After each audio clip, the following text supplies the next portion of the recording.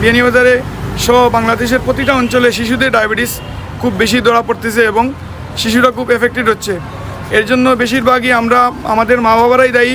আমাদের দেশে প্রায় 1,20,00,000 মানুষ বর্তমানে ডায়াবেটিসে আক্রান্ত। 2045-এর মধ্যে এই সংখ্যা প্রায় 2.5 কোটির মধ্যে চলে যাবে। এটা আমাদের জন্য একটি ভয়াবহ।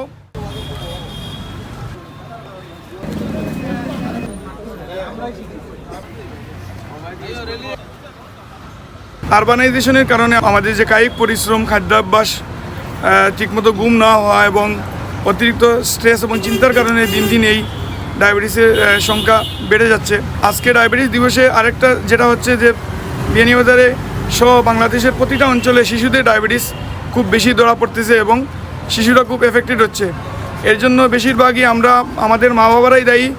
কারণ আমরা বাচ্চাদের স্যাকারাইন এবং মিষ্টি জাতীয় খাবার এবং ফাস্ট ফুড এবং যেগুলো মিষ্টি দোকানের চকলেট এগুলো বেশি খাবার কারণে দিন দিন বাচ্চাদের এই রেশিওটা বাড়তেছে। রেশিওটাকে যদি আমরা কন্ট্রোল না করতে পারি তাহলে আমাদের দেশে অনেক ভয়াবহ রূপ ধারণ করতে পারে। বিশেষ করে ডায়াবেটিসে আপনারা সবাই জানেন, ডায়াবেটিস এমন একটা ডিজিজ যা মানুষকে গুনে গুনে মানুষকে মেরে ফেলতে পারে।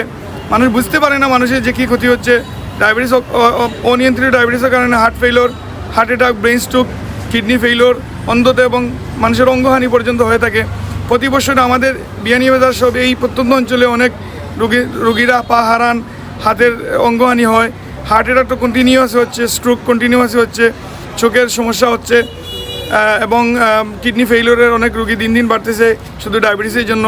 তো আমাদের মেসেজ থাকবে, আমরা সবাই কায়িক পরিশ্রম করব, সঠিক খাদ্যাভ্যাস এবং নিয়মিত কায়িক পরিশ্রম এবং হাঁটা চলাফেরা প্রতিদিন 40 মিনিট এবং ঠিকমতো ঘুম এবং অতিরিক্ত চিন্তা কমিয়ে আমাদের এই ডায়াবেটিসকে আমরা প্রতিরোধ এবং কন্ট্রোল করতে হবে। এবং যাদের ডায়াবেটিস হয়ে গেছে তারা অবশ্যই অবহেলা না করে একজন ডায়াবেটিস বিশেষজ্ঞ এবং MBBS ডাক্তার দেখিয়ে অবশ্যই চিকিৎসা নেবেন।